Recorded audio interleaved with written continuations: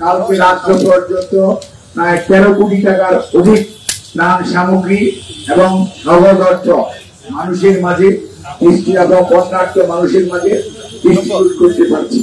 এখানে আমরা আপনাদের মাধ্যমে একটি জিনিস অত্যন্ত সুস্পষ্ট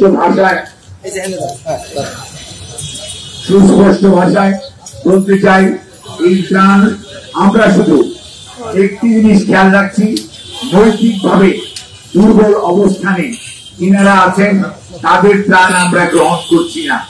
আমি আর এই বিষয়টি আর বিশদ বলতে চাই না। কাজেই মনে রাখতে হবে, আমরা সব সময় চাই বিগত রেজিমের সুবিধাভোগী কোনো মানুষ যাতে এখানে ঢুকে না পড়ে, ত্রাণ দিয়ে যাতে নিজেকে হালাল করতে না পারে, সেই বিষয়টি জাতীয়তাবাদী দল অত্যন্ত সচেতনতার সাথে খেয়াল রাখছে। যে একটি জায়গায় একটু ভুল হয়েছিল, আমরা সেগুলো তাদের সেই ত্রাণ সহায়তা ফিরিয়ে দিয়েছে, তারা গ্রহণ করে নিয়ে গিয়েছে। কাজেই আমরা এই ব্যাপারে অত্যন্ত সজাগ। এই ত্রাণে অংশগ্রহণ করছে এদেশের বেশিরভাগ সংখ্যাগরিষ্ঠ মানুষ, জাতীয়তাবাদী পরিবার এবং সেই সাথে সাধারণ শ্রেণী পেশার মানুষ এখানে অংশগ্রহণ করছে। তাদের অংশগ্রহণে আমাদের প্রাথমিক প্রয়োজন ছিল খাদ্যদ্রব্য, সেটি আমরা আজ পর্যন্ত এবং আগামী 2 দিন পর্যন্ত অব্যাহত রাখবো। তার পরবর্তীতেই পুনর্বাসনের মধ্যে আমরা একটা হচ্ছে যে তাদেরকে বাড়ি ঘর করতে কিছুটা সাহায্য করা, আরেকটা হচ্ছে গবাদি পশু এবং তাদের কৃষি সহায়তা করা, অর্থাৎ কৃষির জন্য ধানের বীজ বলেন অথবা চারা বলেন, এগুলো সরবরাহ করা।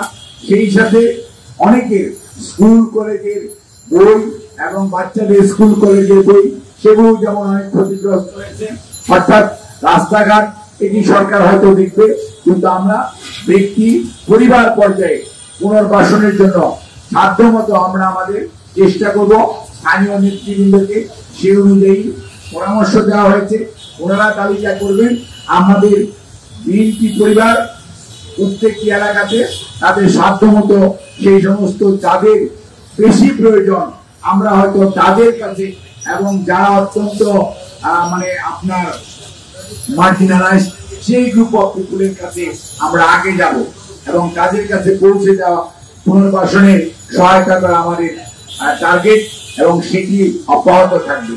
বাংলাদেশ জাতীয়তাবাদী যুব দলের, স্বেচ্ছাসেবক দলের এবং জাতীয় ছাত্র দল, মহিলা দল, কৃষক দল সহ শ্রমিক দল, মুক্তিযোদ্ধা দল, চাষাস, তাঁতি দল, মৎস্যজীবী দল সহ প্রতিটি অর্গানাইজেশন কেন্দ্রীয়ভাবে স্থানীয় বিএনপির সাথে নেতৃবৃন্দের সাথে সমন্বয় করে এবং জেলা বিএনপির, উপজেলা পৌর বিএনপি নেতৃবৃন্দের সাথে সমন্বয় করে ত্রাণ সামগ্রী বিতরণ করছে।